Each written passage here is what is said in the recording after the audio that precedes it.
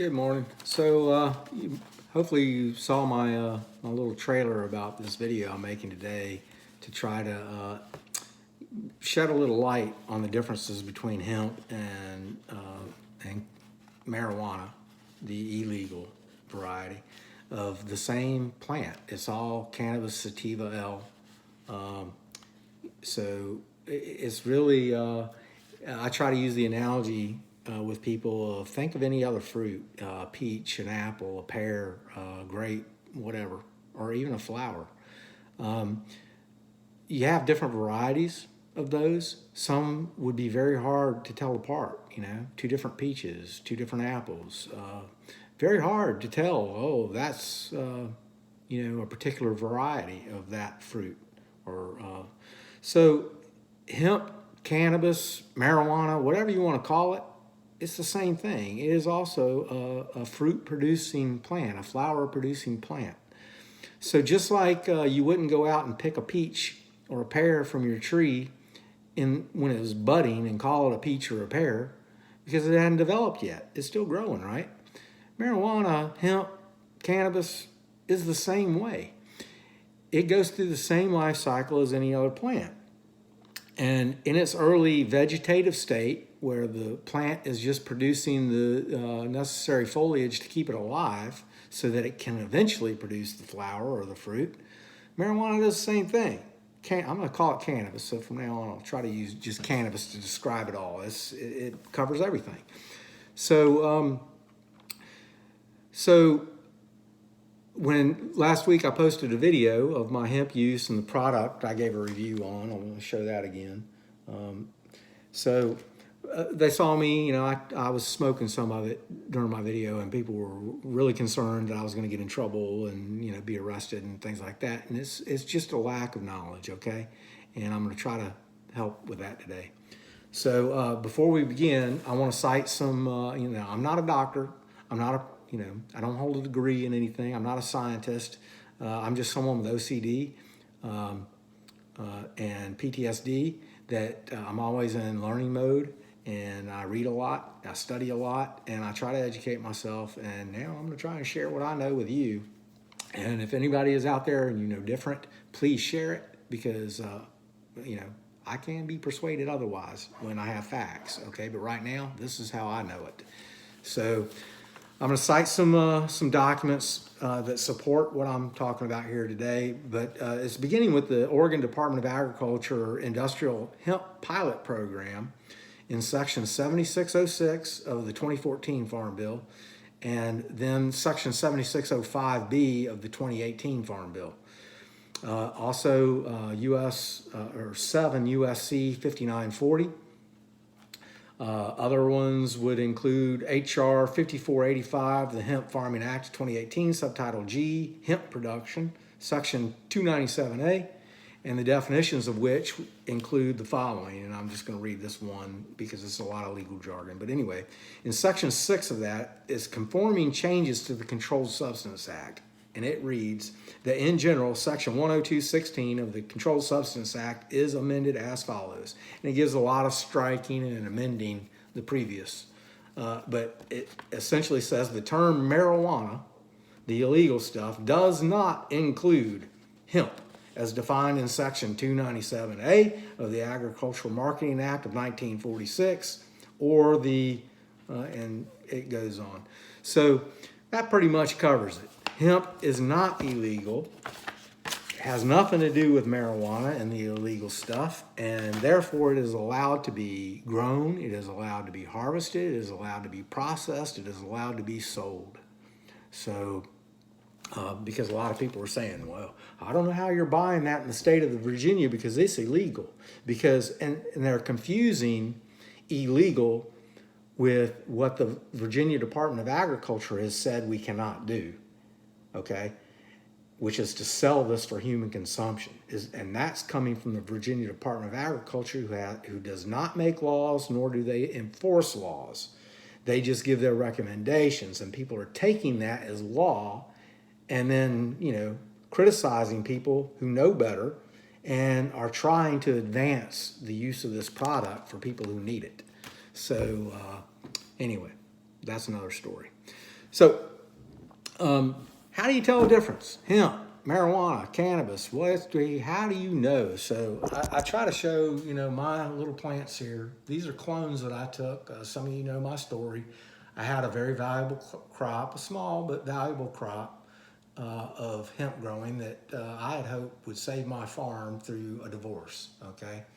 My wife has left and taken every stick of furniture out of my house and left me with a ton of debt. And the only way I could get out of it, I thought, was to do this. But we had to put the house up for sale, and I was told by a real estate agent in the state of Virginia that nobody would sell my house if I didn't destroy my crop.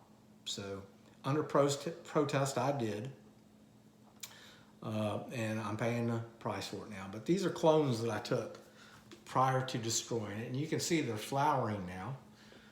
They're very small, but they are producing all the good compounds, the CBD, and even THC they are, but hopefully these will not exceed the 0.3 or 0.6% THC limit on a dry weight basis, which will keep them legal.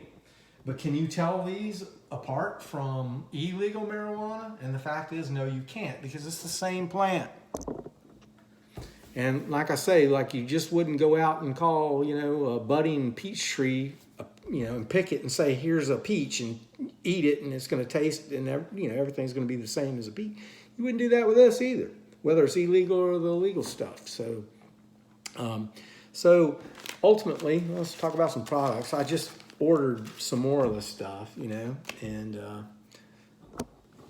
this is how it was sent to me. So, again, if you see this, you're going to say, hey, man, that's illegal weed, So what the guy did is he usually sells them in these packages, and you can see that that label there, that barcode. That brings up the test results on this stuff, and it tells you how it was tested and, makes it legal to sell. So what he did is instead of sending me, packets of this, he just apparently, put it all in a bag and then just stuck this in there so I could get the test results from it.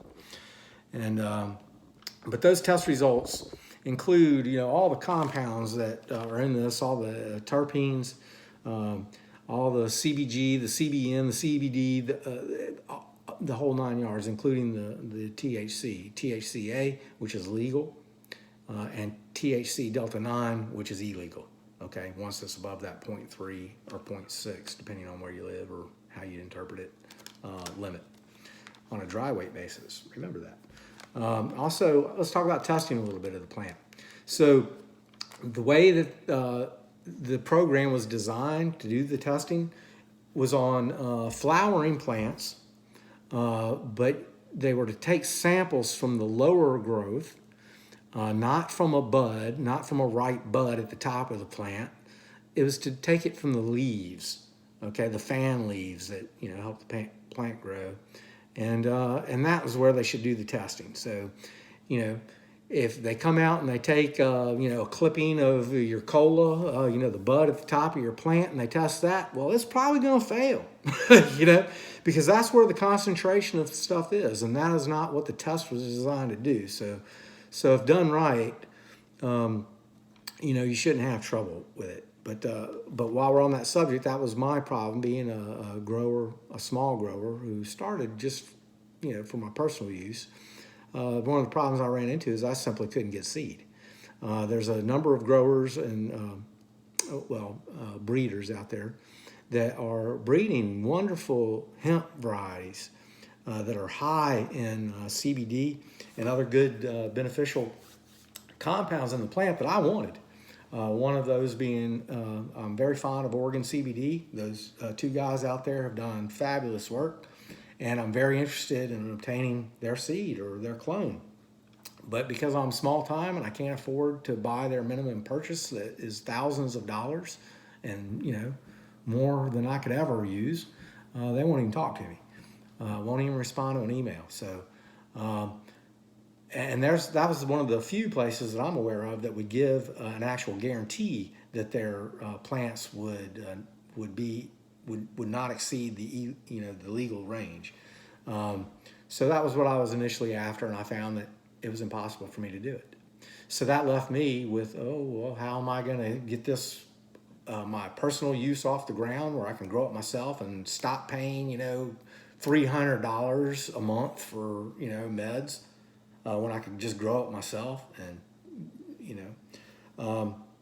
so I had to find just people that were willing to share their products with me, but without that guarantee. So I had no backing to keep, to assure me that it would be legal when it was grown and it wasn't going to be illegal marijuana, that somebody slipped in with me, which puts me in a very bad position because now the responsibility is on me to do the testing on this plant before Virginia Department of Agriculture or the police or anybody else comes in and tests it before I do to make sure it doesn't cross that level.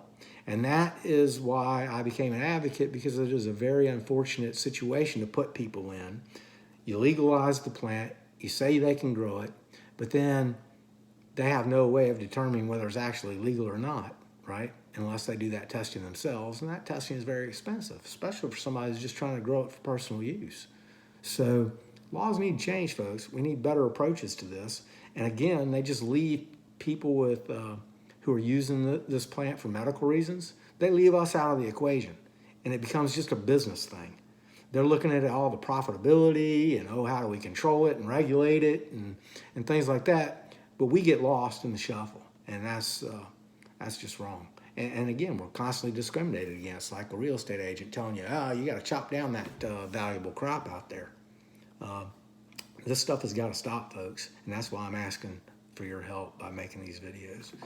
And so I showed you the recent ounce of hemp that I got from Saba because I like that product so much. They also hooked me up with a couple of other products, just a vape pen and this uncut for the people 500 milligram 30% vape cartridge. Now, I want to talk about this too because I know vaping is now a big issue too, and there's been some deaths associated with it. I'm reading, and you got to understand a lot of these vape oils or juices that people are using. I mean, you really don't know what's in it and what they're trying to make it as enticing as they can to sell it.